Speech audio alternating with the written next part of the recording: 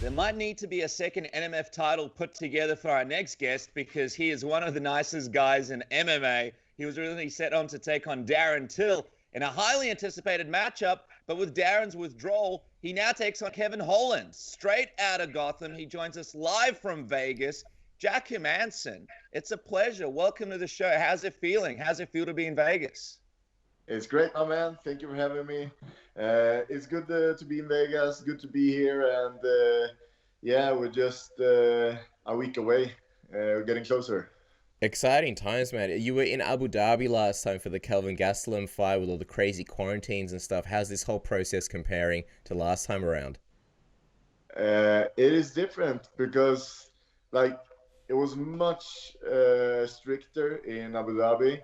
And the quarantine and everything we went through there was it was a lot more. So now we basically just took a test before we flew in here, and now we're renting a house. Yeah, so I think we're gonna do another test when on fight week, but not as restrictive as in Fight Island. That's crazy, man, considering how bad the COVID is in the States. With it being less strict, yeah, you'd have to be pretty careful. You're renting a house. Jack, give us the Hermansson Cribs tour. What are we looking at here? Can you give us a little swipe? Where are you sitting right now? Is this an outdoor area? Well, right now I'm just in a room because... look at the size of that room. That's the size of a man who's in the main event. Everyone else is sleeping on the couch, right, Jack? 20 people.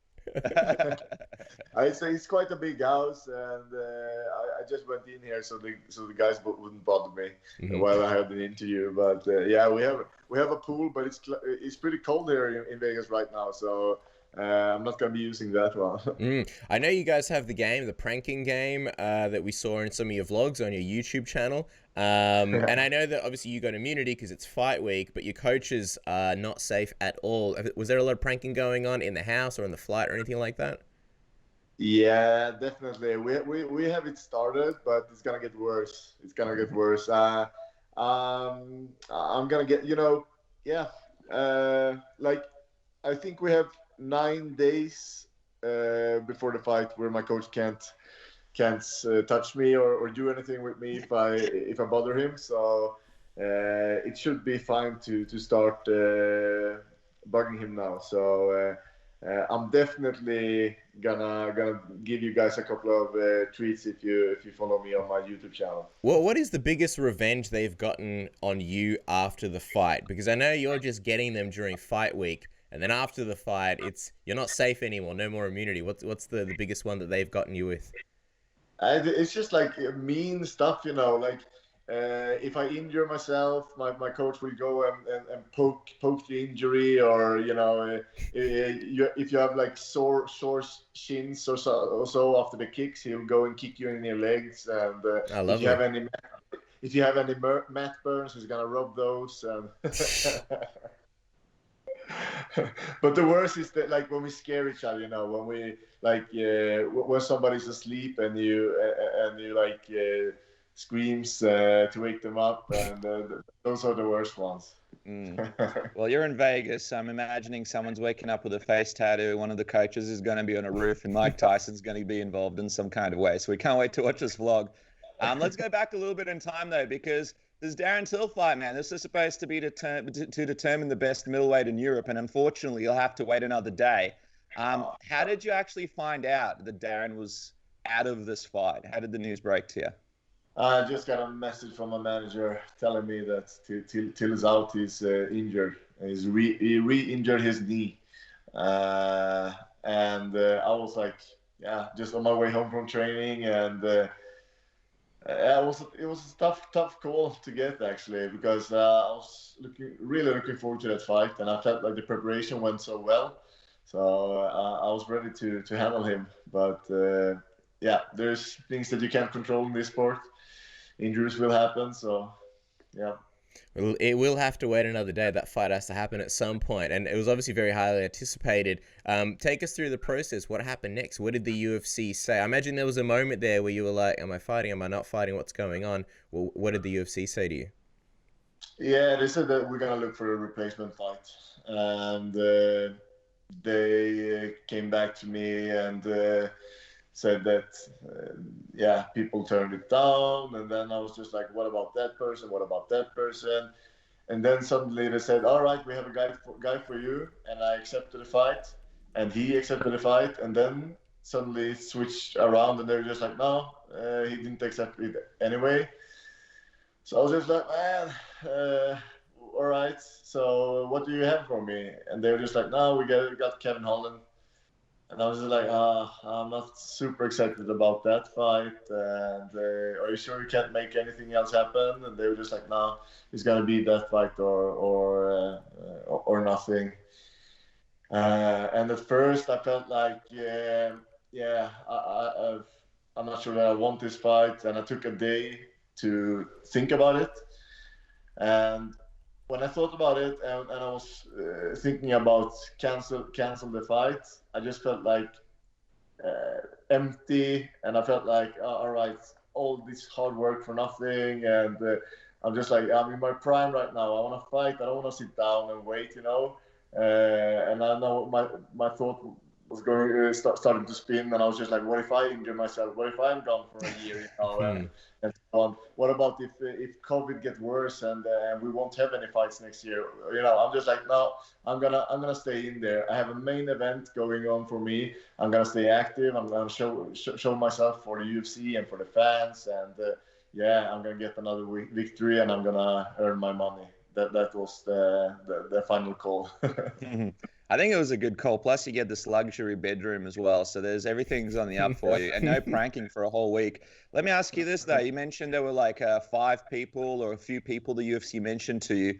What were some of these names that didn't want to fight you?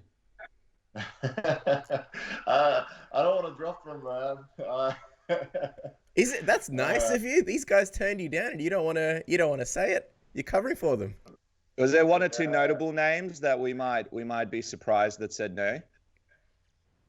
Do you have the names? We've got the names. We're just checking if you have the names, Jack. Is it Brock Lesnar? Brock Lesnar. Okay. But I imagine they were sort of highly ranked guys. Yeah. And I can understand that the guys above me didn't want to fight. But at least when people are ranked below me and that they don't want to step up and improve their position, it's hard to get. But yeah, there is like probably the timing, or people felt like, no, I need more than a month to prepare for Jack. I don't know what it was, but they didn't want that right now. The reason why you sort of weren't so excited about the Kevin Holland fight, what was it about Kevin? Was it just the fact that he's not very high in the rankings and that, obviously Darren was a guy who would have done something for you? Is that sort of the case? Yeah, that's it. Darren, even though he was below me in the rankings, he has that huge fan base and, following. And a Darren Till fight is always a big fight, especially in the main event. And and Kevin Holland, he's not ranked. That's why. But if you're gonna look at the most exciting unranked fighter out there, it has to be Kevin Holland. He's on a 4-fight win streak, and he's a character. He talks during his fights, and people are starting to notice him. So I guess it was the best sort of outcome if I was gonna fight an unranked fighter. Exactly. It should be a great build-up for this one. With Darren Till, though, is that a fight where you say, okay, let's still do this next? Or what are you thinking after a win? If everything goes to plan over Kevin, do you believe that's enough for you to maybe push maybe even past to a Robert Whittaker fight, or past Robert Whittaker potentially to another title, to a title shot? What are your thoughts on it? Yeah.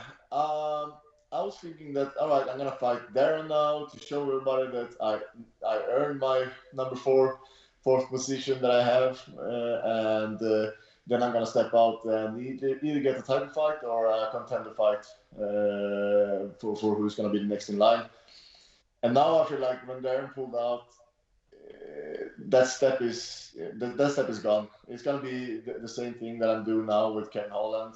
It's going to be one more fight, and then basically I want a contender fight or the title fight next, because I feel like I'm ranked number 4, and both Paulo Costa and Whittaker has already fought Adesanya, so I believe that is a more exciting fight to see somebody that he didn't fight, especially me that has a different kind of skill set, being more of a grappler than those guys.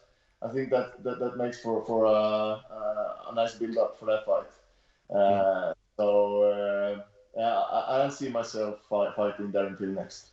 Is a part of you kind of at least feeling better about the situation because it looks like the division's going to be held up for a little bit of time? You got Israel moving up to light heavyweight.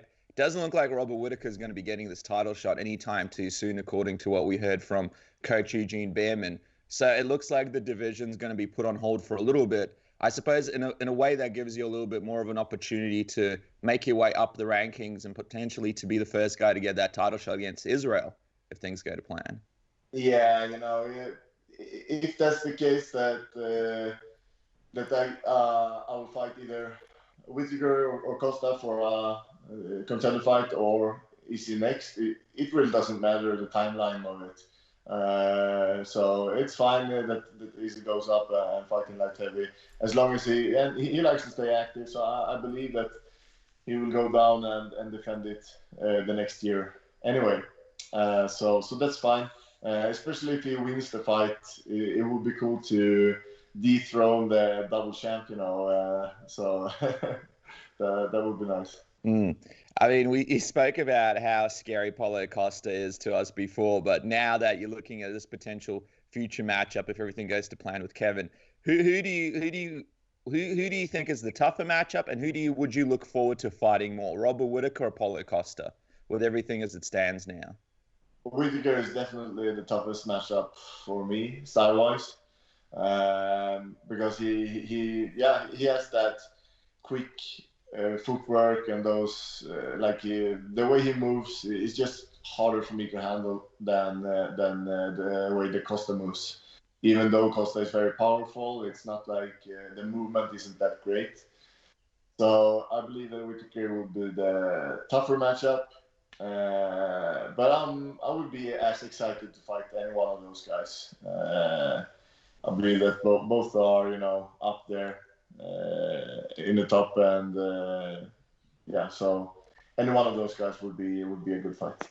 What do you think of Kevin as far as his skill set goes? I know he's not exactly. I know his ranking may not show it, but what do you think about him as far as like a danger that he presents, especially when compared to say the level of danger that Darren Till was originally going to give you? I believe that he is dangerous, but Darren Till is a more refined fighter. But at the same time, what you get with Darren Till. He looks the same in all of his fights, and he has a pretty limited arsenal, but he's really good at what he does. He's really precise. And Kevin Holland, on the other hand, is much more dynamic fighter, and he's very opportunistic, and there will be more surprises in a fight with Kevin Holland. So he's kind of you don't really know what you get with Kevin Holland. On the other hand, I feel like Kevin Holland doesn't have that 5-round experience, and I believe that stylistically, a pressure fighter and a high-paced fighter like myself should match up pretty good against Kevin Holland. I feel like I'm a little bit more physical than he is also. I believe I'm going to be the stronger one, and I'm going to be the one with the better stamina. Was he a guy who was on your radar at all before he was suggested to you just because of his win streak? When did you first sort of take notice of Kevin Holland in the division? Yeah, I watched about all his fights. So I remember when he came in and fought Thiago Santos on short notice. And, he was talking through the fight, and he was like, "Oh, man, don't hit me so hard." And, yeah, that was hilarious. Yeah, he's a funny guy. So I knew who he was. So and now he's trying to make a name of himself and climb in the division. So I'm gonna make sure that I'm not the stepping stone.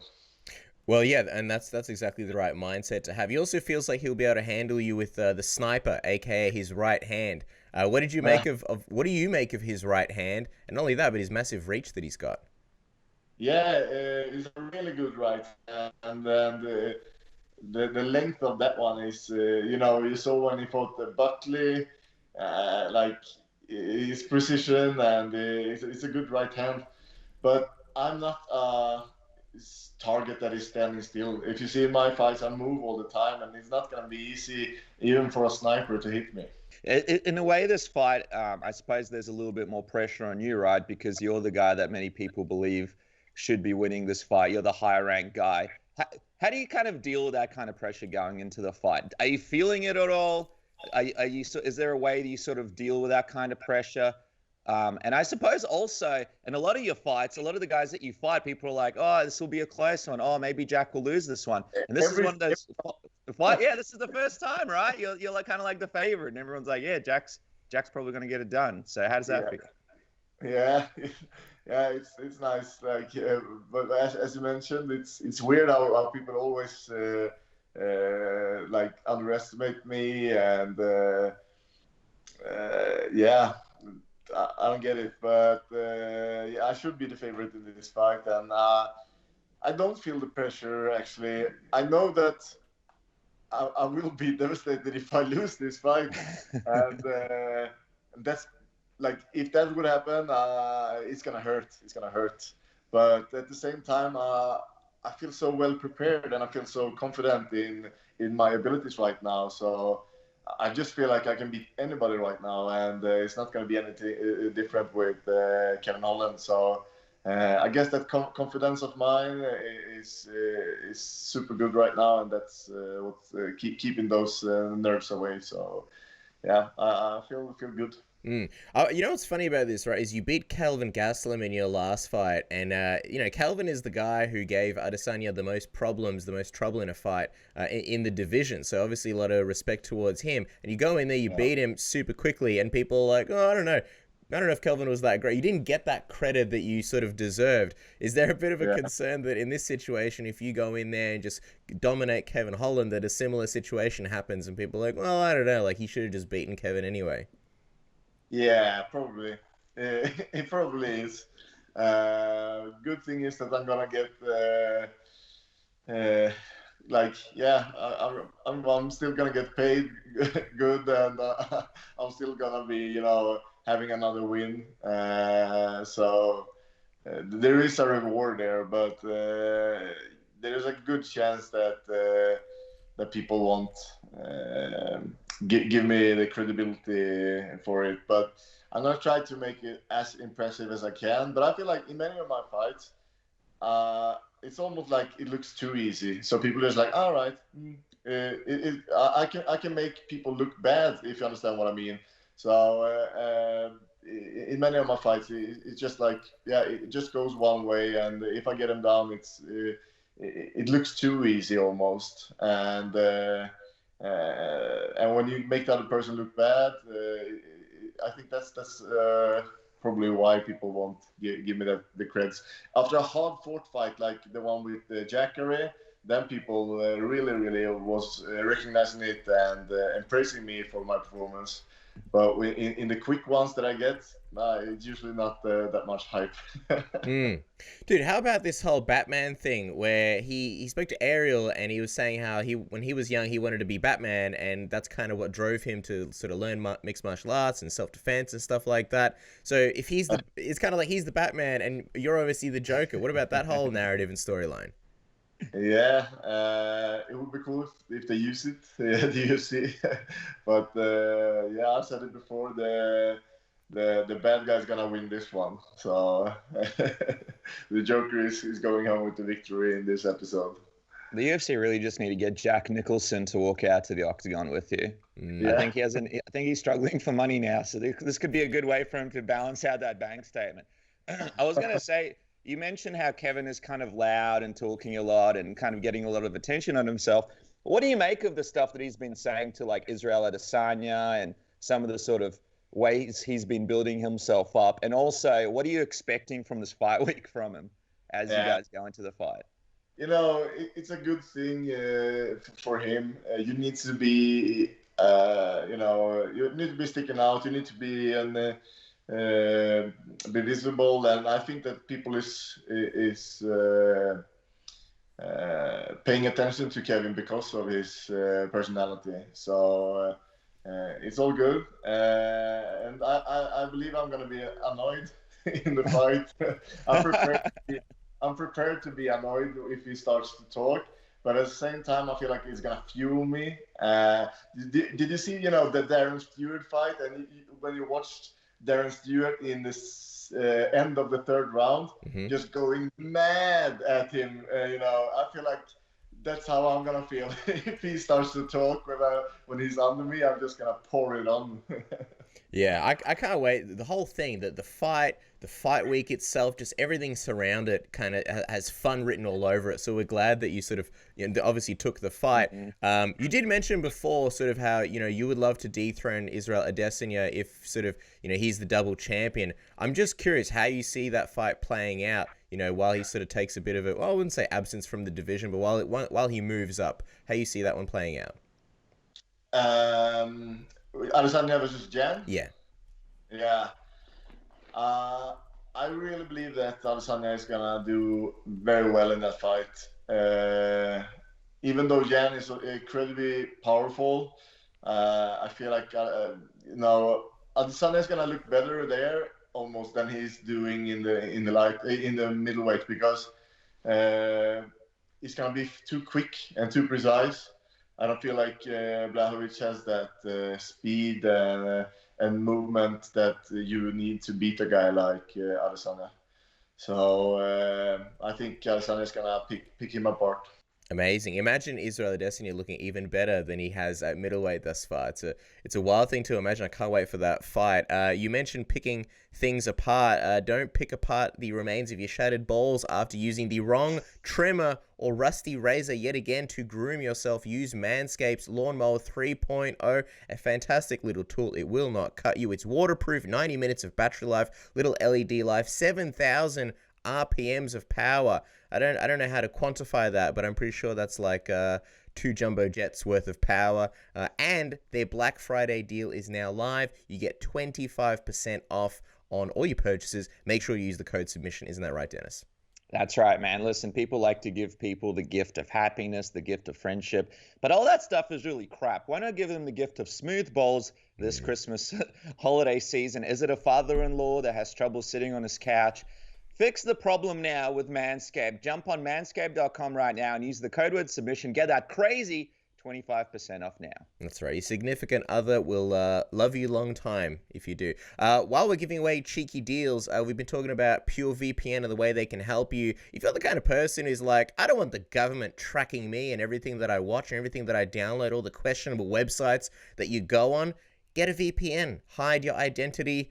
Be like a ghost. Be like a samurai. In and out. Stream anything, download anything without anybody knowing. Get PureVPN. Their Black Friday deal is now officially live. Previously, they had 2,000 plus servers. They now have 6,500 servers. Over 6,500 servers. They're leveling up, and they've got their best deal yet. Their Black Friday discount comes at just $1.32 a month if you sign up for 5 years. That is a total of $79 for a 5-year plan. They've got you covered. Use the code submission and you get an additional 10% discount on the total price. Wild times, isn't it, Dennis? Dude, I call this season deals on wheels, because these deals, they've got to go. And my friends, мои друзья, I was talking about Christmas movies last time. This is the kind of stuff you guys are missing out on. I looked up, Cass, just before, top 7 Russian Christmas movies to binge watch this holiday season. And by the way, this is just at arm's length for those people that are going to jump on PureVPN. And you're going to be able to check out titles, and I'll read these in English, like The Snow Maiden, Father Frost, Santa Claus, The Battle of the Magi. You can't forget the classic Evenings on a Farm near Dinkana. And also, what about The Irony of Fate or Enjoy Your Bath? These deals are crazy. The Night Before Christmas, what the hell is that? Is that in Russian or in English? The Christmas Miracle, what could happen there? Jump on right now. That is purevpn.com/submission. Use the code word submission and get that deal right now. Jump into some really good, potentially life-changing Russian Christmas movies this holiday season. So speaking of interesting stuff, Jack, it's interesting because let's say Adesanya does beat Jan and becomes the light heavyweight champion. and then potentially he fights Jon Jones next, maybe even at heavyweight, and who knows if there's a belt on the line for that. What would you make of him sort of holding a belt at light heavyweight, then going up to heavyweight and being out of the division for a little bit of time? And is there kind of like a time limit, do you think, for him to come back to middleweight and defend that title in your mind until like there's an interim title or things have to get moved along? No, I don't care too much about it, but as long as he goes down and defends it. But I believe that he will. He's an active fighter, and but I don't like the interim champion thing. That's like I really hope that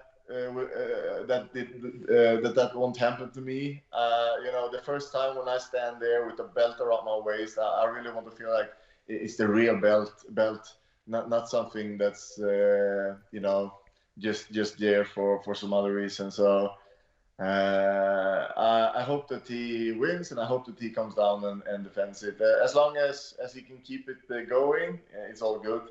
But if he holds up the division, it's not very good. But at the same time, I don't want him to go away from the division either, because then you get the taste of the light heavyweight division. Now, it doesn't matter who is the champ there right now. You don't have Alex, you don't have Cormier, you don't have Jon Jones in there. And then you don't feel like the best guy is the champ, if you understand what I mean. Mm-hmm. And it will kind of be the same thing. It's like in lightweight now when Khabib is going out. It's not going to taste too good to be a champ, when you know that you didn't beat Khabib. And the same thing if Adesanya goes away. So I really hope that he stays, and I really hope that I get the chance to fight him. In your mind, do you believe he would have to beat a guy like Jon Jones to really be considered that light heavyweight champion in your mind? Yeah, I believe that it's going to be a while before we can forget about DC and Jon Jones as the best fighter in that division. It's hard to get the credibility as the best light heavyweight fighter in the world. And I don't want to take any credits away from Blachowicz, but I definitely believe, like as I said, Gustafsson, Cormier, and Jon Jones that's the next level. And definitely no credit taken away from Blachowicz, because I mean he's been trying to call out Jon Jones himself, so he's trying to get that fight. It's just hard to pin him down. He himself wants that feeling that he is the best. That's why he wants that fight. He's a real fighter, and he knows that Jon Jones is the best. I think that's a quality shared between a lot of you guys that are top ranked and champions of the division. Just quickly, man, in terms of your future, I mean, you have so much left in the division, but let's say if you did become champion, do you yourself ever see yourself moving up, or is middleweight going to be the weight class for you for your entire UFC career, do you think? I don't know, man. I believe that I can beat people in the light heavyweight division, but the same thing there, I probably wouldn't beat DC or Jon Jones. So if it makes sense, maybe. But I'm small, I'm a small middleweight, and I could cut down. So if I was supposed to be the double champ, I probably would have a better chance going down to 170 and fight the champion there, actually. You think you can reach 170? You reckon you could get down to it? Yeah. Wow. Would you ever consider it? Like, what would have to happen for that to happen? Title shot, but yeah. But that's the only thing. You wouldn't be doing there. You wouldn't be going there to fluff around or work way up. It'd be a juicy payday and a title shot. That's it. All right. Well, as we get out of your hair, Jack, we're gonna get a couple of quick predictions, and then we'll let you go. Enjoy lovely Las Vegas, even though you say that the pool's kind of cold. The first one, we're asking everybody about Conor McGregor versus Dustin Poirier 2, the rematch. Given your expert analysis that you've given us in the past on predictions, how do you see this one going down? Well, I think that people underestimate Conor because of his losses and so on, and people forget how good he is. I really believe that Conor and maybe Adesanya are the two greatest strikers in MMA. And I do believe that Poirier is a better fighter than he was when they last fought the last time. But I still believe that Conor's precision striking is going to be hard for Poirier to handle. But you never know if Poirier is going to have a game plan of pressure and wrestling and use that recipe of getting Conor tired before you beat him. That's the way to beat Conor McGregor. So that could be an option for him. But I'm going to give my prediction to Conor. I believe that he will be able to finish the fight with strikes. So yeah. It will be an interesting one, but the one that we're all really looking forward to right now is this fight between you and Kevin. What is the prediction there? We imagine you might be having to tell him to be quiet a few times in the octagon, but apart from that, how does the finish actually look? No, I'm gonna be looking for the finish as early as I can. So early first round finish. Ground and pound. I've submitted a few guys now, and people have seen my submissions, and now I'm gonna go back to that ground and pound game and show people that there is nobody that can strike as I can on the ground. So I'm gonna finish him with strikes on the ground. First round. Well, there you go. You're a nice guy. You're leaving people's knees alone for a moment. I feel like people got the wrong impression that you just didn't like knees or something. So this is nice. But the knee collector. That's the new nickname. Yes. The knee collector. The knee collector. I need a couple of more knees before I get called out. That's nickname pending. All right, there you go. Jack Hermansson versus Kevin Holland, December 5th. It's going to be December 6th here in Australia and New Zealand because of the time difference. Follow the man and on Twitter and Instagram at Jack the Joker MMA, and of course check out his YouTube channel for all the fun pranks and ribbing and all the good stuff, behind the scenes weight cuts, ass tattoos, the wonderful life of Jack Hermansson. Always a pleasure chatting with you, man. Really, really the nicest guy in MMA. So thanks for your time, Jack. Appreciate it. Thank you so much, guys. Thank you for having me again. I appreciate it. Take good care.